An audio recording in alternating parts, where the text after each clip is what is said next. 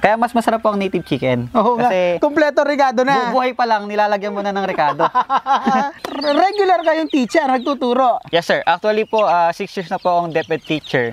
Maraming paraan, no, mga ka-video, na para kumita tayo. Gaya po ng ginagawa ni Sir JC na teacher, pero pinasok yung ganitong larangan. Nakita ko na may potential, kumikita. Ibig sabihin, what if i-upgrade ko naman? 3 months old Yes, lang, sir. pwede ng pagkakitaan. Yes sir. 168 times 320 pesos Yes, sir. per head. So potentially, pwede kang kumita ng 53,760 Yes sir. na disposal mo. Yes sir. What's up, ka-video? Art Sinabago here, and welcome to another episode of Video Stories.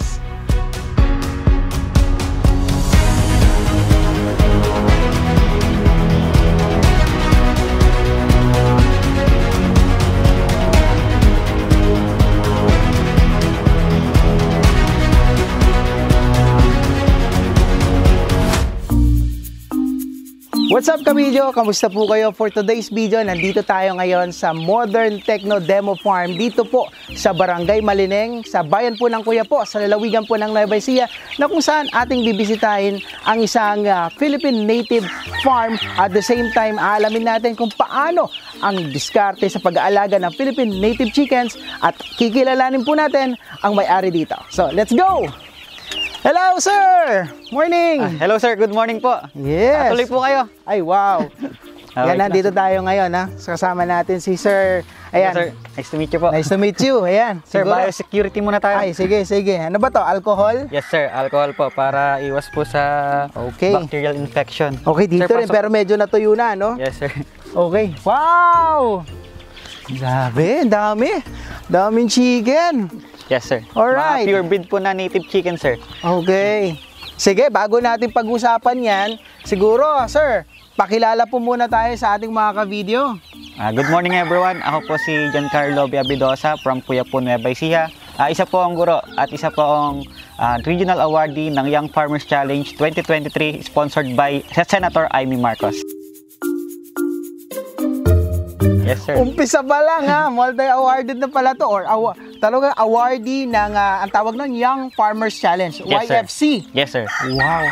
So, ayun, shoutout din sa ating mga kabidyo dyan, no? Na mga awardee ng YFC. Sir, nabanggit mo, guro. Yes sir. Opo.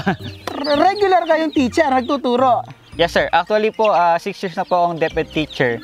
Nagtuturo po ako ngayon ng multi-grade, grade 5, grade 6 po na elementary po. Okay. So, sir, tanong lang natin, ha? Sir, ba't ka napadpad dito sa larangan na ito? Sa ano po, sa farming. Actually sir, sa agriculture po, napakabata ko pa. Parang bakit ko nasabing bata? Kasi po, nagsimula lang po ako nung pandemic times. Hindi po talaga kami nakatira sa ganito kaluwang na area. Nakatira po kami dati sa squatter area dun sa Barangay San Jose. And then po, nung pandemic, na wala po masyadong ginagawa yung mga teacher wala pong klase, and then kaka-YouTube, kaka-Facebook, and then napunta po ako sa DA Bar sa Department of Agriculture. Tapos nakita ko po doon na ang dami palang mga bagong agribusiness ngayon. Tapos nakahiligan ko po yung panonood. Tapos po at the same time, happy ko, yung father ko pala is mahilig sa manok. Tapos may farming pala, may tinatawag na chicken farming. So doon ko po na-discover na pwede palang mag-alaga ng native chickens kahit na maliit lang yung space natin. Hindi kailangan na sobrang luwang ng bakuran mo para makapag-alaga ng native chicken. So, Sir JC, no, parang nung panahon ng pandemic, maraming opportunities na nag-open. Though, Yes, sir. Dumaan man tayo sa pagsubok, pero binigyan tayo ng opportunity na ma-discover natin yung ilan nating mga talento, no, at the same time, yung mga passion natin.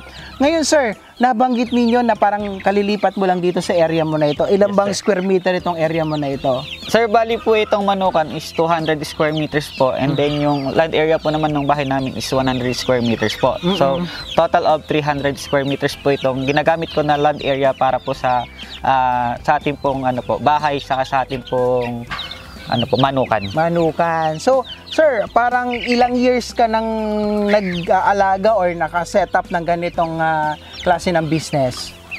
Actually sir, itong business ko po na ito, itong mismo pong nakikita nyo ngayon nag-start lang po ito way back 2022.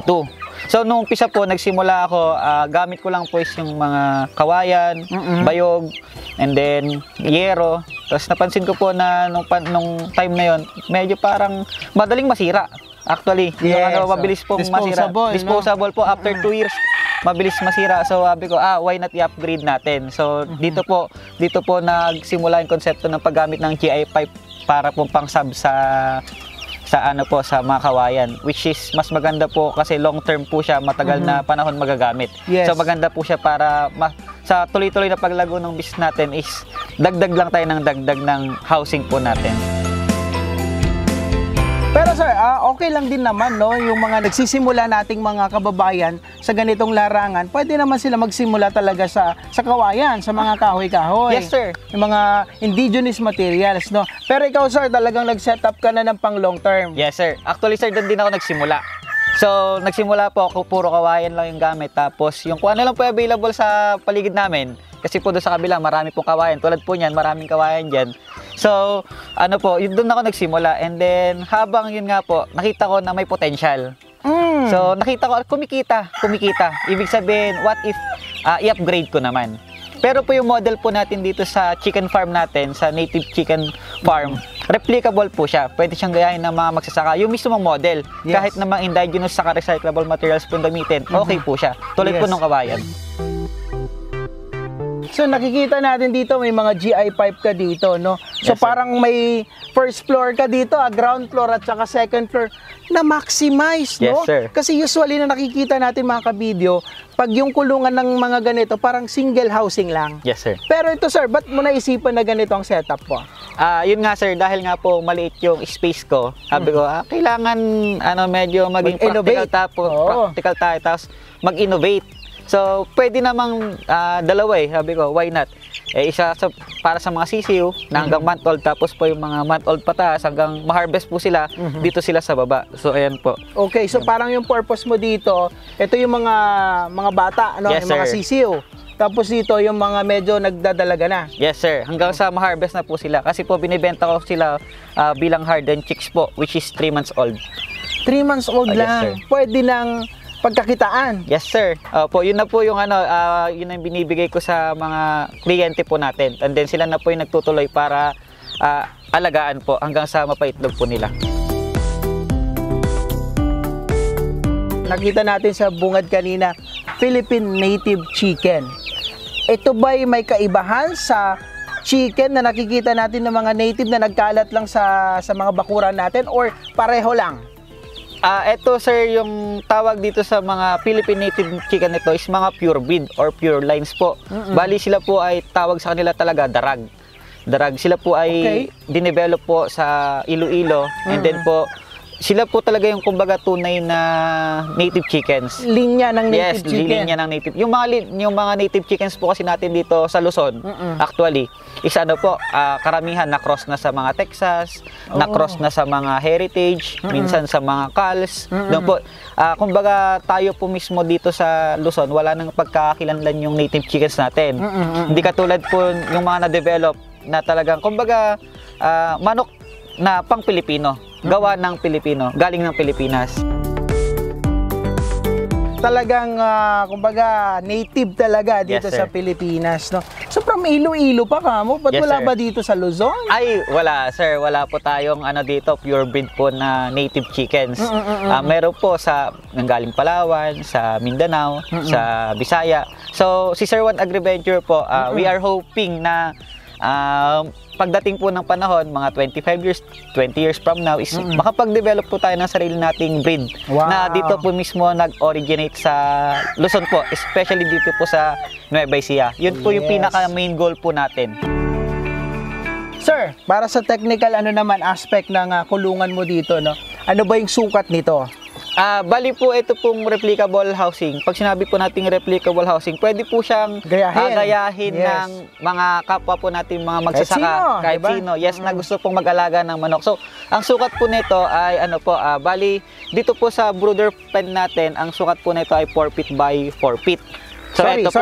4 feet. Yes, sir. 4 Ito po, feet yung ang luwang. Luwang. Tsaka yung haba po, Okay. 4 feet din. 4x4. Yes, sir. Okay. Dito po kada isang brooder pen po natin. And then po sa baba po is minaximize ko na po siya. So pwede po siya i-divide ng 8 feet by 4 feet. Pero ito po ginawa ko na 16 feet by 4 feet para po talagang napakaluwang po para sa mga manok. 1, And then 2, 3, 4. Okay. yes po. So 16 feet by 4 feet po ito. Nakagala na yung manok niya, nakakapag-ikot na sila. And then po, yung taas niya naman po, ito po ay estimate ko po nasa 7 to 8 feet po siya. Okay. Tsaka ang ano mo, parang may UV film ka dito, ano? Ay, yes sir, bali po ito po isa sa mga innovative materials natin. So gumagamit po ako ng UV plastic sa UV shade net para po yung disinfection po natin automatic, kumbaga natural. Yes. Kasi po ang sunlight is natural disinfectant eh. Yes. So dito po sa ating housing nakapasok po, nakapag-penetrate yung araw. So nababawasan po yung bacterial infection na nangyayari po dito sa farm natin. Yes, maganda, no? Kasi usual na nakikita natin yung mga yero. Yes sir. Which is, it can cause sobrang init pa na yung temperature, no? Yes, sir. Pero ito parang talagang nafi-filter yung, ano, yung init.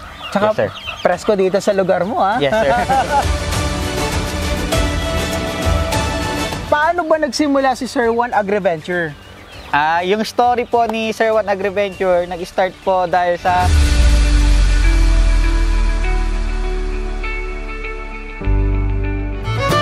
mataas po yan yung market value ng Philippine native chicken po kasi nga dito sa Luzon, kakaunti yung mga nag-aalaga. Nag 3 months po, ang benta po natin sa kanila ay 320 po, 320 per chicken po. Mura yung feeds, mura yung patuka, and then walang namamatay, so meron pa rin pong kita.